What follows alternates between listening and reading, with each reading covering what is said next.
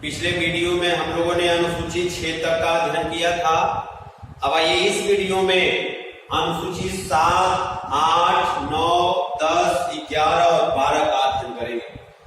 एक अनुरोध आप लोगों से मैं कर रहा हूं कि यदि हमारी चीजें आपको पसंद आती हो तो आप अधिक से अधिक शेयर करिएगा, सब्सक्राइब करिएगा, कमेंट करिएगा और लाइक करिएगा, जिससे हमारा उत्साह बढ़े और अधिक से अधिक चीजें मैं आपको दे सकूं।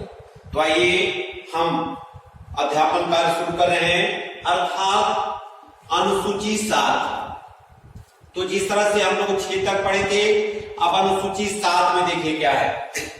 अनुसूची 7 में संघ और राज्यों के बारे में जो विधायी विषय थे, विधायी मतलब जिस पर कानून बना सके संसद और जिस पर कानून बना सके विधानसभा या विधानमंडल, तो संघ और राज्यों के बीच ऐसे विधायी विषयों का बंटवारा कर दिया गया कि भाई आप इस विषय पर कानून बनाइएगा, आप इस विषय पर कानून बनाइएगा।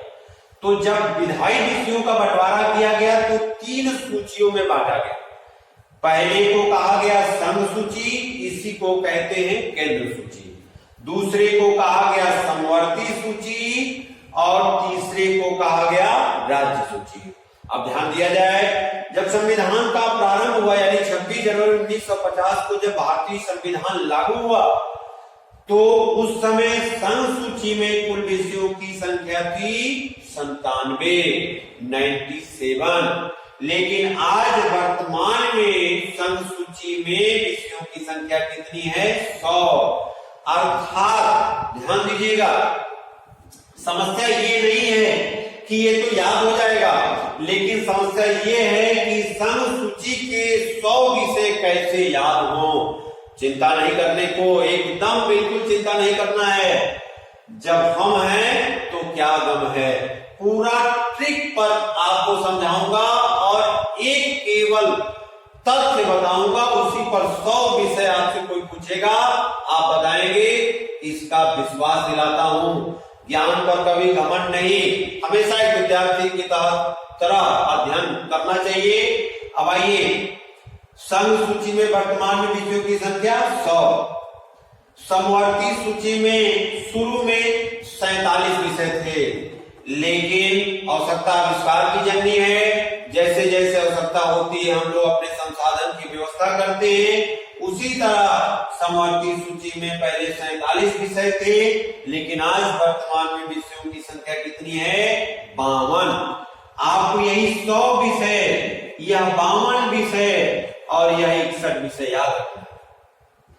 राज्य सूची में विषयों की संख्या पहले 66 थी, लेकिन वर्तमान में विषयों की संख्या 5 घट गई और जो घटी वही जाकर समवर्ती सूची में 5 बढ़ गई।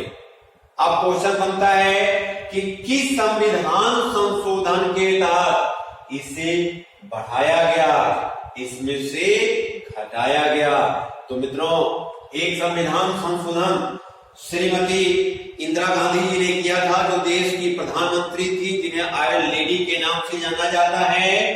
तो उन्होंने जो संविधान संशोधन किया वह संविधान संशोधन 42वां संविधान संशोधन किया था। यहाँ पर थोड़ा सा आपको चर्चा कर दे रहा हूं। 42वां संविधान संशोधन उन्होंने किया था। अब इस संविधान संशोधन को कब किया था, क्वेश्चन यही बनता है। 42वां और 44वां संविधान संशोधन बहुत कंफ्यूज करता है। हम लोग याद करके जाते हैं और परीक्षा हॉल में परीक्षा पीरियड के समय 42वां का समय भूल जाता है, 44वां, सब आपस में कंफ्यूज हो जाता है। इसलिए आप थोड़ा सा यही ट्रिकी जीएस है, थोड़ा ध्यान दीजिएगा कि 42वां संविधान संशोधन जब किया था मैडम इंदिरा गांधी ने, तो कब किया था? ध्यान दीजिए, ये 1976 में किया था। अब 1976 आप कैसे याद करेंगे, इसके लिए एक ट्रिक मैं बता रहा हूं। अब कुछ करना नहीं है आपको। देखिए, 44वां संविधान संशोधन और 42वां संविधान संशोधन दो कंफ्यूजन करता है और दो ही बहुत बार पूछा गया है। तो यदि 44वां की बात की जाए कि 44वां संविधान संशोधन कब किया गया था और 42वां संविधान संशोधन कब किया गया था, तो मित्रों एक चीज ध्यान दिया जाए, 3 अंक इसमें समान है। देखिए 197 इसमें भी समान है, इसमें भी समान है। अब कैसे इसका सन याद करेंगे, थोड़ा सा ध्यान दीजिएगा। इस 4 और 2 में यदि प्लस कर दे तो क्या आ जाएगा, बहुत सही 6 आ जाएगा। तो 6 यहां लिख दिए तो क्या बन गया 1976। 42वां संविधान संशोधन कब हुआ था, मैडम इंदिरा गांधी ने किया था।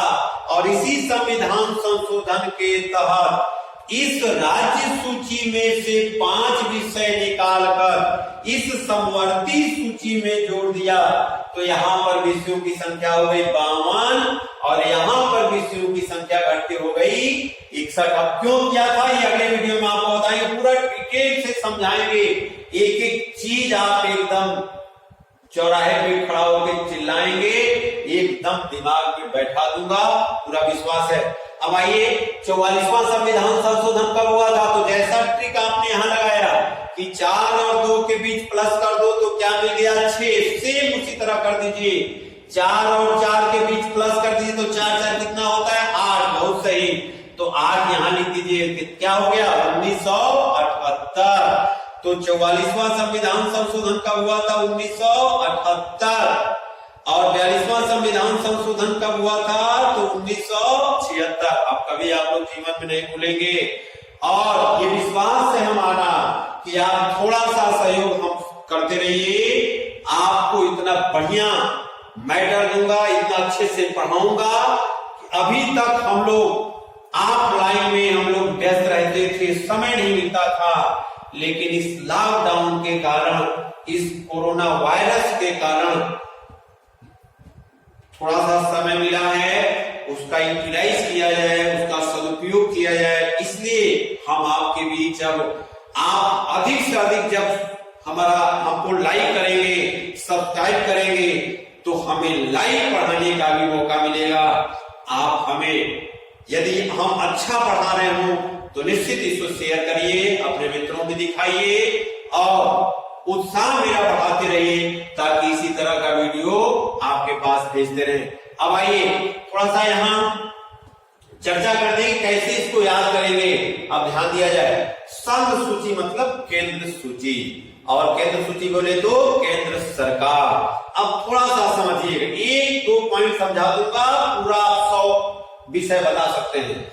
जैसे एक प्रश्न कोई आपसे करे कि बताओ रेलवे किस सूची में आता है, तो थोड़ा सा ध्यान दिया जाएगा कि जब रेलवे की बात आए तो आप ये समझिए कि रेलवे पर कानून कौन बनाती है। तो क्या उत्तर प्रदेश सरकार कभी रेलवे पर कानून बना सकती है? नहीं, सब लोग जानते हैं।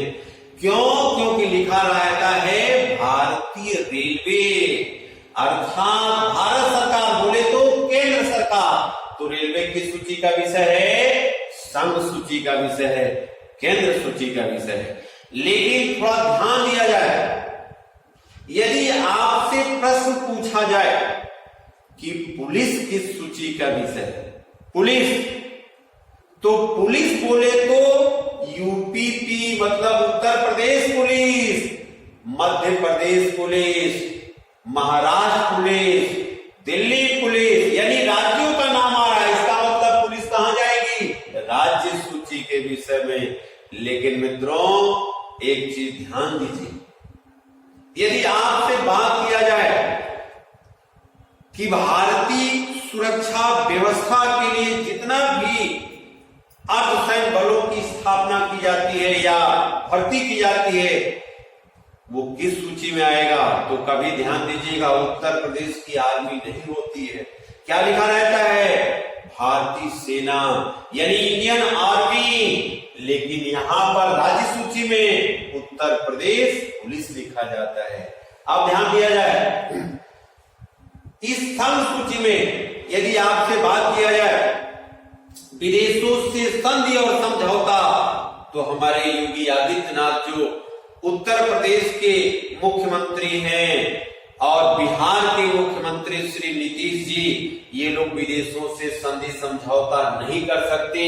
लेकिन हमारे प्रधानमंत्री श्री नरेंद्र दामोदर दास मोदी जी विदेशों से संधि और समझौता करते हैं। आज कोरोना को लेकर, कोरोना पर पूरा करेंट का मैटर दूंगा, 70 क्वेश्चन कोरोना पर बनाया हूं और सारा आपको करंट अफेयर्स पढ़ाऊंगा पूरा, चाहे IAS हो, PCS हो, लेखपाल हो, BDO हो, UPSI हो, UPP, ऑल वनडे एग्जाम, सब में उसी 70 क्वेश्चनों से सारा प्रश्न करंट का बनेगा। कोरोना से एक भी क्वेश्चन हम जाने नहीं देंगे, वो सारा पैटर्न मैंने तैयार किया। इस लॉकडाउन में बैठ के आपके लिए बहुत मेहनत कर रहा हूं। अब आइए, तो विदेशों से संधि और समझौता कौन करेगा? देश का प्रधानमंत्री, अर्थात संधि और समझौता विदेशों से कौन कराएगा? देश का प्रधानमंत्री। तो विदेशों से संधि और समझौता यदि विषय पूछा जाए तो किस सूची में आएगा? संघ सूची में। आइए देखते हैं समवर्ती सूची। तो समवर्ती सूची में वे विषय रखे जाते हैं जिस पर कानून संघ सरकार भी बनाए और आवश्यकता पड़े तो राज्य सरकार भी बनाए।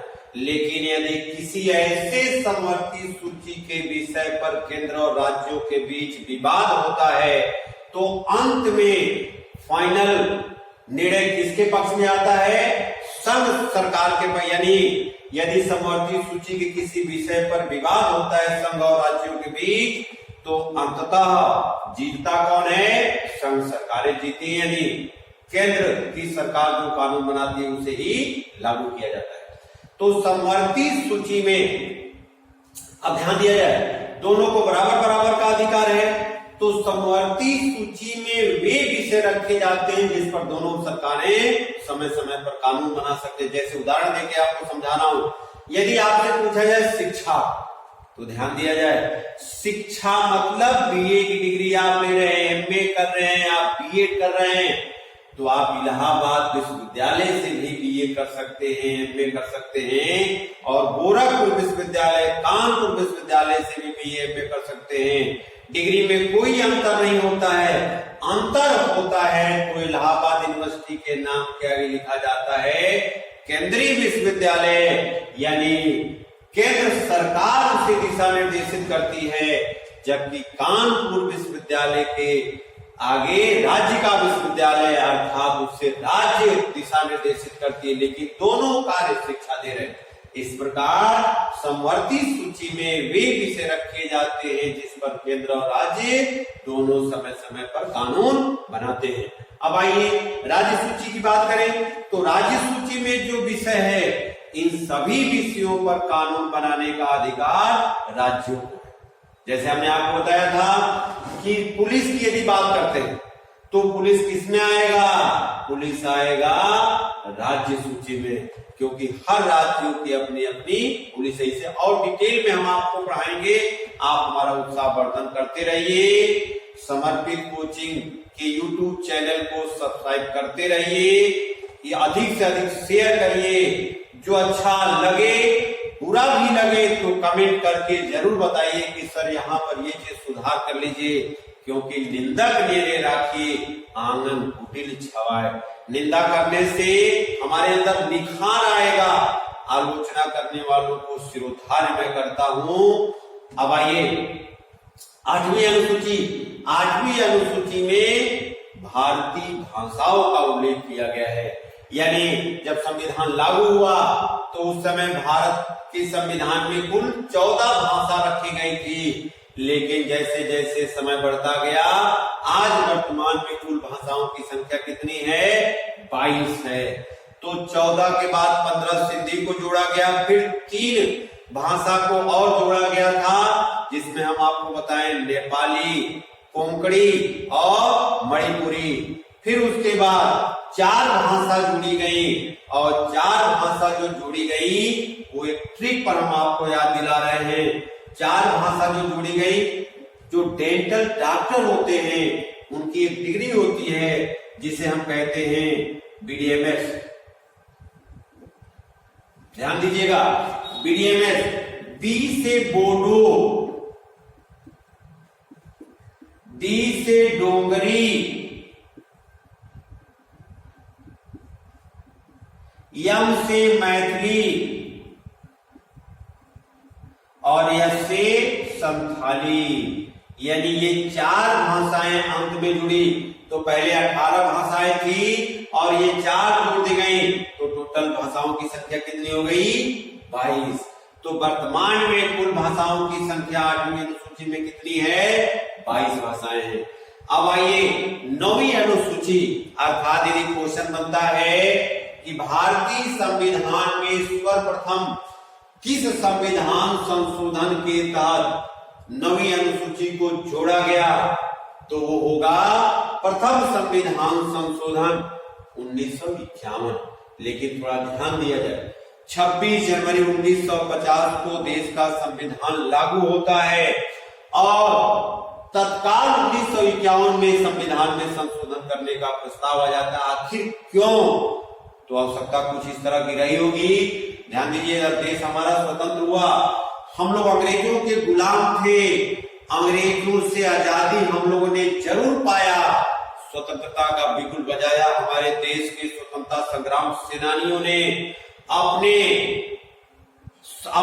सब कुछ अपना न्यौछावर कर दिया, हंसते हंसते फांसी के फंदे को चूम कर देश को स्वतंत्र करा दिया। आज हम लोग हंसी खुशी से देश में जीवन जी रहे हैं। लेकिन ध्यान दिया जाए, जब देश स्वतंत्र हुआ उसी समय कुछ गद्दार लोग थे जो जमींदार बन गए और जमींदारी प्रथा लागू कर दिया। जमींदारों ने इतना शोषण करना शुरू कर दिया कि सरकार हमारी उस समय पंडित जवाहरलाल नेहरू की थी और ये हुआ कि यदि अंग्रेजों से हम लोग स्वतंत्रता तो पा गए, लेकिन अपने लोग इन जमींदारों से कैसे स्वतंत्रता मिले, जबकि बहुत जरूरी थी। समानता के लिए संविधान लागू हुआ था। हम समानता पढ़ाएंगे आपको मौलिक अधिकार में। इसलिए तत्काल प्रभाव से प्रथम संविधान संशोधन करके 9वीं अनुसूची को जोड़ी गई और इसमें ये बात किया गया कि इस अनुसूची में जो भी विषय रखे जाएंगे न्यायालय उसमें हस्तक्षेप नहीं करेगा। इसलिए 9वीं अनुसूची में भूमि सुधार कर दिया गया और इसी भूमि सुधार के तहत जमींदारी प्रथा को समाप्त कर दिया गया। ये बीसीएस में, आईएएस में, वनडे के एग्जाम में पूछा गया है कि जमींदारी प्रथा को किस अनुसूची के तहत समाप्त किया गया था। तो ध्यान दिया जाए, 9वीं अनुसूची के तहत जमींदारी प्रथा को समाप्त करने के लिए लाया गया भूमि सुधार के माध्यम से। इसलिए तत्काल प्रभाव से 1951 में 9वीं अनुसूची को जोड़ी गई और तब चाहे वो गांव का मंगरुआ हो, चाहे गांव के वो वीरेंद्र सिंह हो, सब बराबर हो गए। ये हमारा पढ़ाने का तरीका है, इसको अन्यथा मत लीजिएगा। कोई जातीयता नहीं, इंसान की बात करिए, इंसानियत की बात करिए। लेकिन संविधान पढ़ाने के लिए इस तरह के गांव के उदाहरण हमारे आप लाइन के बच्चे भी जानते हैं। बाबू वीरेंद्र सिंह और मगरुआ का, झगड़ुआ का उदाहरण हमेशा मैंने दिया है, वही आपको इस YouTube चैनल के माध्यम से भी दे रहा हूं। समानता आ गई, सब लोग बराबर हो गए। अब आइए 10वीं अनुसूची। 10वीं अनुसूची क्यों जोड़ी गई, क्या आवश्यकता थी, उस पर चर्चा करते हैं। तो 10 से 10वीं, 10 से दल बदल, यानी पहले क्या होता था, हाथ के निशान यानी कांग्रेस के चुनाव निशान पर जीतकर यदि कोई आ गया और सरकार बनाने में भाजपा को 5 सांसदों की कमी होती थी तो खरीद बिक्री करके कांग्रेस के सांसदों को खरीद लिया जाता था, कांग्रेस के विधायकों को खरीद लिया जाता था, भाजपा के विधायकों और सांसदों को खरीद लिया जाता था। इसलिए देश के प्रधानमंत्री बने हमारे स्वर्गीय श्री राजीव गांधी जी, भगवान उनकी आत्मा को शांति दे। बहुत अच्छे प्रधानमंत्री जिन्होंने कंप्यूटर को भारत में लाने का कार्य किया, मशीनीकरण किया, वो हमारे देश के प्रधानमंत्री राजीव गांधी जी थे। तो उन्होंने दल बदल निरोधक एक अधिनियम लाया कि इस भ्रष्टाचार को, जब भारत के लोकतंत्र में यानी जो सर्वोच्च पंचायत है उसमें यदि भ्रष्टाचार होगा तो फिर ग्राम प्रधान से हम क्या उम्मीद कर सकते हैं, हम क्षेत्र पंचायत ब्लॉक प्रमुख से क्या उम्मीद कर सकते हैं। इसलिए दल बदल निरोधक अधिनियम लाकर दल बदलों पर प्रतिबंध लगाया गया और इस अधिनियम को 1985 में लाया गया, इसे पारित किया गया। तो 10वीं अनुसूची में क्या रखा है, दल बदल निरोधक अधिनियम, और इसको किस संविधान संशोधन के तहत 10वीं अनुसूची को जोड़ा गया, 52वां संविधान संशोधन 1985। अब आइए 11वीं अनुसूची। 11वीं अनुसूची थोड़ा सा लंबा है और यहाँ से क्वेश्चन बहुत बनता है, क्वेश्चन सारे अनुसूचियों से बना है। 11वीं अनुसूची कब जोड़ी गई, किस लिए जोड़ी गई, थोड़ा चर्चा ज्यादा करेंगे। जगह कम था इसलिए इस पर थोड़ा सा लिखे कम है, चर्चा ज्यादा करेंगे। आप यदि कमेंट करके भेजेंगे हमारे पास कि सर इसको थोड़ा सा और बेहतर पढ़ाइए, तो अगले वीडियो में पूरा 11वीं और 12वीं अनुसूची को और क्लियर करके पूरा 30 मिनट का वीडियो बना के आपको भेजेंगे। इसमें ध्यान दीजिए 11वीं अनुसूची में पंचायत को जोड़ा गया और इसके लिए 73वां संविधान संशोधन 1992 में किया गया और इस पंचायत में 29 विषय रखे गए। इस पंचायत को बलवंत राय मेहता समिति के सुझाव पर 3 भागों में बांट दिया गया। पहला, ग्राम पंचायत सबसे छोटी पंचायत होती है जिसका प्रमुख ग्राम प्रधान जी होते हैं जो प्रत्यक्ष रूप से चुने जाते हैं। दूसरा है क्षेत्र पंचायत, इसका अध्यक्ष ब्लॉक प्रमुख महोदय होते हैं जिसका निर्वाचन पहले अप्रत्यक्ष रूप से होता था लेकिन अब प्रत्यक्ष रूप से किया जाएगा। और तीसरा है जिला पंचायत। तो इन पंचायतों के माध्यमों से गांव का विकास हो, क्षेत्र का विकास हो और जिले का विकास हो ताकि सर्वांगीण भारत का विकास हो सके, इसलिए पंचायती राज व्यवस्था लाया गया। ध्यान दीजिएगा, अब इसके तहत चुनाव सर्वप्रथम केरल में कराया गया, उसके बाद पूरे देश में कराया गया। ये लागू हुआ था 24 अप्रैल 1993 को। उसके बाद अंत में 12वीं अनुसूची, जब गांव का विकास होने लगा, क्षेत्र का विकास होने लगा पंचायती राज व्यवस्था के माध्यम से, तो नगर के लोगों का भी विकास लाजमी था। इसलिए 12वीं अनुसूची नगर पंचायतों को जोड़ने के लिए लाई गई और इसके लिए 74वां संविधान संशोधन 1992 में ही किया गया। उसी वर्ष 73वां भी हुआ था, उसी वर्ष 74वां भी हुआ और इसके माध्यम से यानी नगर पंचायत को भी 3 भागों में बांटा गया। पहला सबसे छोटा नगर पंचायत, दूसरा उससे बड़ा नगर पालिका और तीसरा सबसे बड़ा नगर निगम। तो इस तरह से इन नगर पंचायत, नगर पालिका और नगर निगम के माध्यम से नगरों का विकास होता है और इस पंचायत के माध्यम से ग्राम पंचायत यानी प्रधान जी के माध्यम से, प्रमुख जी के माध्यम से, जिला पंचायत अध्यक्ष के माध्यम से किसका विकास होता है? पंचायत स्तर पे गांव, क्षेत्र और जिले का विकास होता है। नगर निगम के अध्यक्ष प्रत्यक्ष रूप से चुने जाते हैं, इनका भी कार्यकाल 5 वर्ष का। ये भी प्रत्यक्ष रूप से चुने जाते हैं, इनका भी कार्यकाल 5 वर्ष का। नगर पंचायत अध्यक्ष भी प्रत्यक्ष रूप से चुने जाते हैं, इनका भी कार्यकाल 5 वर्ष का। नगर निगम के अध्यक्ष को मेयर या महापौर कहते हैं और ये नगर निगम का विकास करते हैं। यूपी में नगर निगमों की संख्या इस समय 17 है और 17वां नगर निगम इस समय कौन सा बना है? शाहजहांपुर को बनाया गया है। यह नगर पंचायत लागू कब हुआ था? 1 जून 1993 को लागू हुआ था। मित्रों, आज के इस वीडियो में मैंने पूरी अनुसूचियों को पढ़ाया है, पूरी अनुसूचियों को समझाया है। आप समर्पित कोचिंग यूट्यूब चैनल को सब्सक्राइब करें, शेयर करें, लाइक करें, जिससे कि हमारा उत्साह बढ़े और हम आगे इस तरह से कंटिन्यू आप लोगों को वीडियो देते रहें। जय हिंद, जय